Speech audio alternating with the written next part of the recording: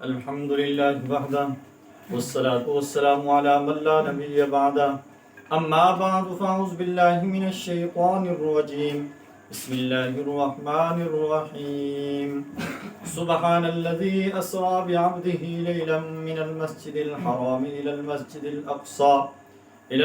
الأقصى الذي باركنا حوله لنريه من آياتنا إنه هو السميع البصير صدق اللہ العظیم۔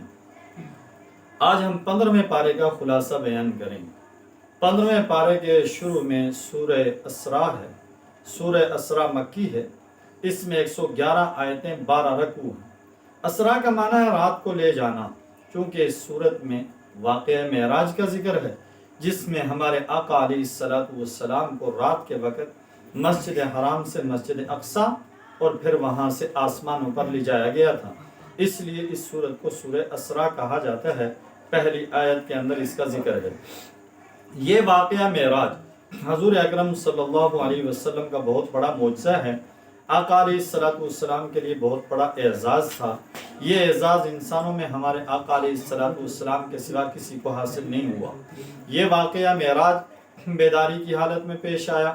اگر یہ نیند کی حالت میں پیش آتا تو اسے اتنے اہتمام کے ساتھ قرآن کریم میں ذکر نہ کیا جاتا، نہ ہی مشرکین اس کو جھٹلاتے، کیونکہ خواب میں تو اس واقعے سے بھی زیادہ عجیب و غریب واقعات اور منظر انسان دیکھتا ہے، کوئی بھی اسے جھوٹا نہیں کہتا۔ اس سورت کی پہلی آیت میں اسی واقعے کی طرف اشارہ ہے۔ واقعہ معراج کے علاوہ اس سورت میں جو اہم مضامین بیان ہوئے ہیں وہ یہ ہیں۔ نمبر 1، بنی اسرائیل کو پہلے سے بتا دیا گیا تھا کہ تم ملک شام میں 2 بار فساد مچاؤ گے اور دونوں بار ہم بطور سزا کے تمہارے اوپر بندوں کو مسلط کر دیں گے۔ چنانچہ پہلی مرتبہ جب انہوں نے تورات کی مخالفت کی اور حضرت شایع علیہ السلام جیسے انبیاء کو ناحق قتل کیا تو ان پر بخت نصر ان کے لشکر کو مسلط کر دیا گیا، جو پورے ملک میں ایک کنارے سے دوسرے کنارے تک پھیل گئے۔ انہوں نے علماء اور رؤساء کو قتل کر دیا، تورات جلا ڈالی، بیت المقدس کو ویران کر دیا، بہت سارے اسرائیلیوں کو گرفتار کر کے لے گئے۔ دوسری بات، یہودیوں کا فتنہ فساد اس وقت عروج کو پہنچ گیا جب انہوں نے حضرت زکریا، حضرت یحییٰ علیہ السلام کو شہید کیا اور وہ گناہوں میں حد سے بڑھ گئے۔ اب کی بار بابل کا ایک بادشاہ جسے بیردوس یا خردوس کے نام سے یاد کیا جاتا ہے، ان پر مسلط کر دیا گیا۔ یہی فتنہ فساد یہودیوں کی تاریخ رہی ہے۔ آقا علیہ السلام کے زمانے میں بھی انہوں نے اپنے آباء و اجداد کی روایت کے مطابق جب جرائم اور سازشوں کے رستے اختیار کیے تو ان پر مسلمانوں کو غلبہ عطا کیا گیا، جنہوں نے انہیں جزیرہ عرب سے نکال بحر کیا۔ ماضی قریب میں ہٹلر ان کے لیے خدائی کوڑا ثابت ہوا، جس نے بے شمار یہودیوں کو قتل کیا اور بہت ساروں کو زندہ جلا ڈالا۔ آج پھر یہودیوں کا فتنہ فساد عروج تک پہنچ گیا ہے۔ اب دیکھیے ان پر اللہ کا قہر اور عذاب کب نازل ہوتا ہے۔ قرآن کریم کی عظمت انسان کی فطرت و طبیعت میں داخل جلد بازی اور ہر انسان کے ساتھ اس کے عمل و نتائج کے لازم ہونے کے ذکر کرنے کے بعد اجتماعی زندگی کے تقریباً 13 اسلامی آداب بیان کیے گئے ہیں۔ حقیقت میں اخلاق و آداب ہی کی وجہ سے کوئی امت اور فرد عزت اور عظمت کے مستحق بنتے ہیں۔ بعض رات نے ان آداب کو معراج کا پیغام بھی قرار دیا ہے۔ یہ آداب آیت نمبر 23 سے آیت نمبر 39 تک مذکور ہیں۔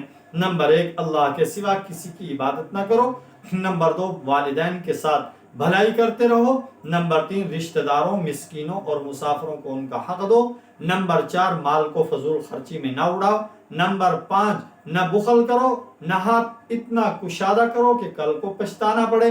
نمبر 6، اپنی اولاد کو مفلسی کے ڈر سے قتل نہ کرو۔ نمبر 7، جاندار کو ناحق قتل نہ کرو۔ نمبر 8، یتیم کے مال میں ناجائز تصرف نہ کرو۔ نمبر 9، وعدہ کرو تو اسے پورا کرو۔ نمبر 10، ناپ تول کو پورا کیا کرو۔ نمبر 11، جس چیز کے بارے میں تحقیق نہ ہو اس کے پیچھے نہ پڑو۔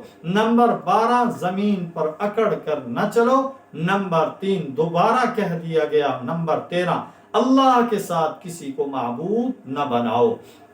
مشرکوں کے بارے میں بتایا گیا ہے کہ وہ اللہ کی طرف بیٹیوں کی نسبت کرتے ہیں، اخروی زندگی کا انکار کرتے ہیں، بڑے تعجب سے کہتے ہیں کیا جب ہم مر کر بوسیدہ ہڈیاں اور چورا چورا ہو جائیں گے کیا ہمیں نئے سرے سے پیدا کیا جائے گا؟ حضور اکرم صلی اللہ علیہ وسلم سے حسی معجزات کا مطالبہ کرتے ہیں، کبھی کہتے ہیں ہم ایمان تب لائیں گے جب آپ ہمارے لیے زمین سے چشمہ جاری کر دیں، کبھی کہتے ہیں کھجوروں انگوروں کا باغ لہلہا دیں، کبھی کہتے ہیں ہمارے اوپر آسمان کا ٹکڑا گرا دیں یا اللہ اور فرشتوں کو ہمارے سامنے لے آؤ، کبھی کہتے ہیں تم اپنے لیے سونے کا گھر بنا کر دکھاؤ یا ہمارے سامنے آسمان پہ چڑھ جاؤ، وہاں سے کوئی تحریر لے کر آؤ۔ قرآن کی عظمت صداقت، اس کے علاوہ اس صورت میں اس کے نزول کے مقاصد اور اس کے معجزہ ہونے، اللہ کی طرف سے انسان کو تکریم دیے جانے، اسے روح اور زندگی جیسی نعمت کے عطا ہونے، آقا علیہ السلام کو نماز تہجد کا حکم دیے جانے، حضرت موسیٰ اور فرعون کا واقعہ، قرآن کریم کے تھوڑا تھوڑا نازل ہونے کی حکمت جیسے مضامین کا بھی ذکر ہے۔ سورت کے اختتام پر بتلایا گیا کہ اللہ تعالیٰ شریک اور اولاد سے پاک ہے اور وہ اسماء حسنہ کے ساتھ متصف ہے۔ اس کے بعد 15ویں پارے میں سورہ کہف ہے، یہ مکی سورت ہے، اس میں 110 آیتیں اور 12 رکوع ہیں۔ کہف غار کو کہتے ہیں، چونکہ اس سورت میں غار والوں کا واقعہ بیان کیا گیا ہے اس لیے اسے سورہ کہف کہا جاتا ہے۔ اس سورت کی فضیلت کے بارے میں متعدد حدیثیں آئی، امام احمد، مسلم اور نسائی نے حضرت ابو الدرداء رضی اللہ عنہ سے نقل کی ہے کہ جو شخص سورہ کہف کی آخری 10 آیتیں پڑھے گا وہ دجال کے فتنے سے محفوظ رہے گا۔ اہل علم کہتے ہیں سنت یہ جمعہ کے دن یا رات میں سورہ کہف پڑھی جائے، کیونکہ نبی کریم صلی اللہ علیہ وسلم نے فرمایا جو شخص جمعہ کے دن سورہ کہف پڑھے گا اس کے لیے 2 جمعوں کے درمیان کو نور سے منور کر دیا جائے گا۔ سورہ کہف بھی ان 5 سورتوں میں سے ایک سورت ہے جن کی ابتدا الحمدللہ سے ہوئی۔ باقی 4 سورتیں یہ ہیں، نمبر 1 سورہ فاتحہ، نمبر 2 سورہ انعام، نمبر 3 سورہ سبا، نمبر 4 سورہ فاطر۔ حضرت مولانا علی میاں نور اللہ مرقدہ اس سورت کی تفسیر میں ایک مستقل کتاب لکھی ہے جس میں وہ فرماتے ہیں میں طویل غور و خوض کے بعد اس نتیجے پر پہنچا ہوں سورہ کہف کا موضوع مارکہ ایمان و مادیت ہے۔ اس سورت کے آخری دور کے فتنوں سے خاص تعلق ہے جس کا سب سے بڑا علمبردار دجال ہوگا۔ یہ سورت مسلمانوں کو دجال کے فتنے سے مقابلہ کرنے کے لیے تیار کرتی ہے۔ اس سورت میں جتنے اشارے، واقعات اور مثالیں گزری ہیں وہ سب ایمان اور مادیت کی کشمکش کو بیان کرتے ہیں۔ سورہ کہف میں 3 واقعے اور 3 تمثیلیں بیان کی گئی ہیں۔ پہلا واقعہ اصحاب کہف کا ہے۔ یہ وہ چند صاحب ایمان نوجوان تھے جنہیں دقیانوسی نامی بادشاہ بت پرستی پہ مجبور کرتا تھا۔ وہ ہر ایسے شخص کو قتل کر دیا کرتا تھا جو اس کی شرکیہ دعوت کو قبول نہیں کرتا تھا۔ ان نوجوانوں کو ایک طرف مال و دولت کے انبار، اونچے عہدوں پر تقرر، معیار زندگی کی بلندی جیسی ترغیبیں دی گئی، دوسری طرف ڈرایا دھمکایا گیا، جان سے مارنے کی دھمکیاں دی گئی۔ ان نوجوانوں نے ایمان کی حفاظت کو ہر چیز پر مقدم جانا، اسے بچانے کی خاطر نکل کھڑے ہوئے۔ چلتے چلتے شہر سے بہت دور ایک پہاڑ کی غار تک پہنچ گئے۔ انہوں نے اس غار میں پناہ لینے کا ارادہ کیا۔ جب وہ غار میں داخل ہوئے تو اللہ نے انہیں گہری نیند سلا دیا۔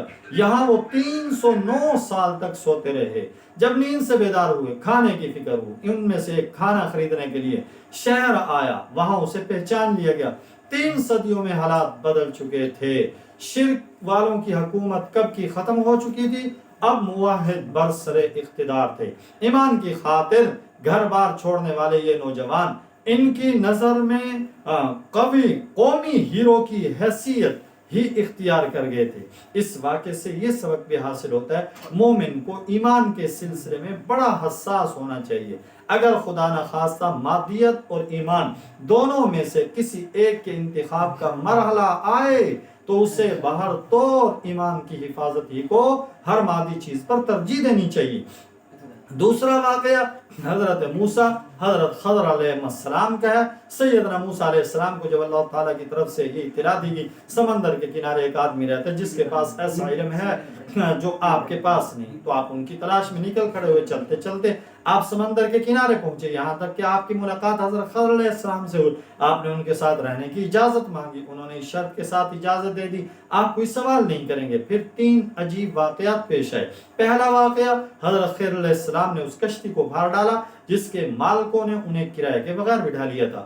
دوسرے واقعے میں ایک معصوم بچے کو قتل کر دیا۔ تیسرے واقعے میں ایک ایسے گاؤں میں گرتی ہوئی بوسیدہ دیوار کی تعمیر شروع کر دی جس گاؤں والوں نے انہیں کھانا تک کھلانے سے انکار کر دیا تھا۔ حضرت موسیٰ علیہ السلام تینوں موقعوں پر خاموش نہ رہ سکے اور بول پڑے، آپ نے ایسا کیوں کیا؟ تیسرے سوال کے بعد حضرت خضر علیہ السلام نے جدائی کا اعلان کر دیا کہ اب آپ میرے ساتھ نہیں چل سکتے۔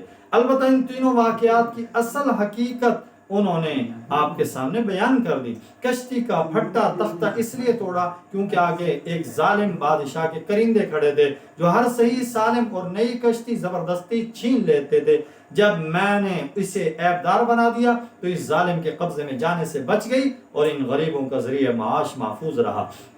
بچے کو اس لیے قتل کیا کیونکہ یہ بڑا ہو کر والدین کے لیے بہت بڑا فتنہ بن سکتا تھا، جس کی وجہ سے ممکن تھا کہ وہ انہیں کفر کی نجاست میں مبتلا کر دیتا، جبکہ اللہ نہیں چاہتے تھے کہ اس کے انتہائی نیک والدین محض اس کی محبت میں ایمان تک سے محروم ہو جائیں۔ اس لیے اللہ نے اسے مارنے کا اور اس کے بدلے میں انہیں باقاعدہ محبت اور اطاعت کرنے والی اولاد دینے کا فیصلہ کیا۔ گرتی ہوئی دیوار اس لیے تعمیر کی کیونکہ وہ 2 یتیم بچوں کی ملکیت تھی۔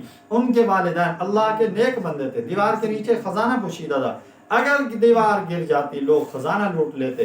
نیک والدین کے یہ 2 یتیم بچے اس سے محروم ہو جاتے۔ ہم نے اس دیوار کو تعمیر کر دیا تاکہ جوان ہونے کے بعد وہ اس خزانے کو خود اپنے کام میں لا سکیں۔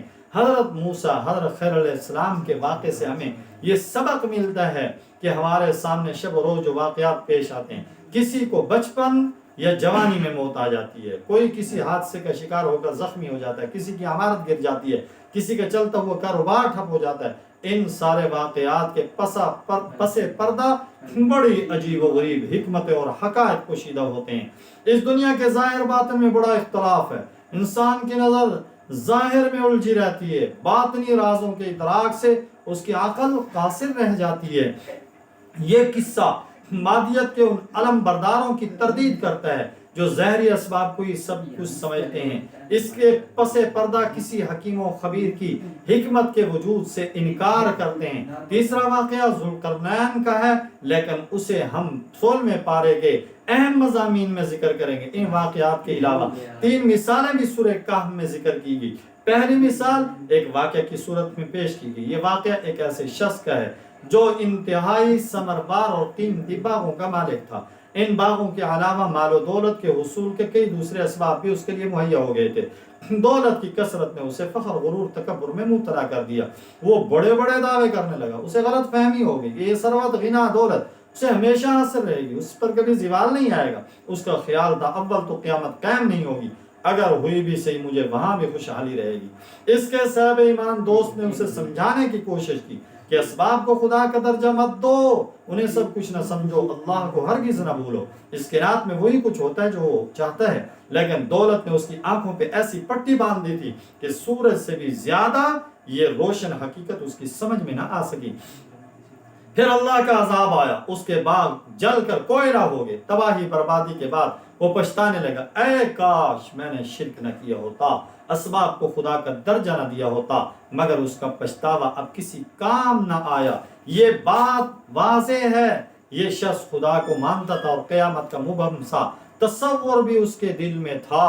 یہ جو اس نے کہا ہے کاش میں نے شرک نہ کیا ہوتا، اس سے مراد شرک فی الاسباب تھا، یعنی اسباب ہی کو سب کچھ سمجھ لینا اور مسبب الاسباب رب کو بھول جانا۔ اگر بے لاگ تجزیہ کیا جائے تو ہم یہ اعتراف کرنے پر مجبور ہو جائیں گے کہ غیر مسلم تو اس شرک میں مبتلا تھے ہی، بہت سارے مسلمان بھی شرک میں مبتلا ہو چکے ہیں۔ اس میں شک نہیں کہ اسباب کو اختیار کرنا ایمان اور توکل کے منافی نہیں، مگر اسباب کو مؤثر بالذات سمجھنا یقیناً ایمان کے منافی ہے۔ دوسری مثال جو بیان کی گئی وہ باری تعالیٰ نے یوں بیان کی، ان کے سامنے دنیا کی زندگی کی مثال بیان کرو۔ اس کی مثال ایسے ہے جیسے زمین کی رویدگی کا معاملہ، آسمان سے ہم نے پانی برسایا، زمین کی رویدگی اس سے مل جل کر ابھر آئی، خوب پھلی پھولی، پھر کیا ہوا یہ کہ سب کچھ سوکھ کر چورا چورا ہو گیا، ہوا کے جھونکے اسے اڑا کر منتشر کر رہے ہیں۔ کون سی بات ہے جس کے کرنے پر اللہ قادر نہیں؟ یعنی زوال اور فنا میں دنیا کی زندگی اس بارش کی طرح ہے جو آسمان سے برستی ہے، اس کی وجہ سے پوری زمین سرسبز ہو جاتی ہے، فصلیں لہلہا اٹھتی ہیں، پھول کھل جاتے ہیں، ہر طرف خوشنما منظر دکھائی دیتا ہے۔ پھر اس کمال پہ زوال آتا ہے، پھول مرجھا جاتے ہیں، پتے جھڑنے لگتے ہیں، فصل کو کاٹ دیا جاتا ہے، اسے پیروں تلو روندا جاتا ہے، اور چورا چورا ہو کر ہوا میں بکھر جاتی ہے۔ یہی حال دنیا کی نعمتوں کا ہے جو کہ زوال پذیر ہے۔ صحت، جوان، زندگی، خوشحالی، عیش و عشرت کی ساری صورتیں عارضی ہیں۔ ان نعمتوں کی وجہ صرف جاہل اور احمق ہی دھوکے کا شکار ہوتے ہیں۔ اصحاب عقل جانتے ہیں یہ سب کچھ دنیا کی زندگی کا سامان زینت ہے، باقی رہنے والی ہمیشہ کی زندگی میں کام آنے والی چیزیں نیک اعمال ہیں، صدقہ خیرات ہے، ذکر تلاوت ہے، اچھے اخلاق ہیں، بنی نوع انسان کی سچی ہمدردی ہے، درود شریف ہے، کلمہ شریف ہے۔ تیسری مثال تکبر اور غرور کی ہے، اسے حضرت آدم علیہ السلام کے ساتھ ابلیس کے واقعے میں بیان کیا گیا۔ جب اس نے کبر و غرور کی وجہ سے اللہ کے حکم کے باوجود حضرت آدم علیہ السلام کے سامنے سجدہ کرنے سے انکار کر دیا تھا، اس کا خیال تھا میں افضل ہوں، اور یہ کیسے ہو سکتا ہے کہ افضل مفضول کے سامنے سجدہ کرے۔ اس واقعے کے ضمن میں انسان کو سمجھایا گیا کہ وہ کسی بھی فخر اور گھمنڈ میں مبتلا نہ ہو، وہ اللہ کے حکموں کے سامنے منطق نہ لڑائے کہ بندگی کا تقاضا تسلیم و انقیاد ہے، نہ کہ حجت بازی اور انکار۔ یہ 15ویں پارے کا خلاصہ تھا جو آپ حضرات کے سامنے بیان کیا گیا۔ دعا ہے اللہ رب العزت سے کہ اللہ تبارک و تعالی ہم سب کو اپنی طرف متوجہ ہونے کی توفیق نصیب فرمائے، اور اپنے سے ہونے کا یقین کامل اللہ رب العزت ہم سب کو نصیب فرمائے۔ اللہ رب العزت جہاں کی مسلمان مظلوم ہیں، خصوصاً فلسطین کے مسلمانوں کی مدد نصرت فرمائے۔ وآخر دعوانا ان الحمد للہ رب العالمین۔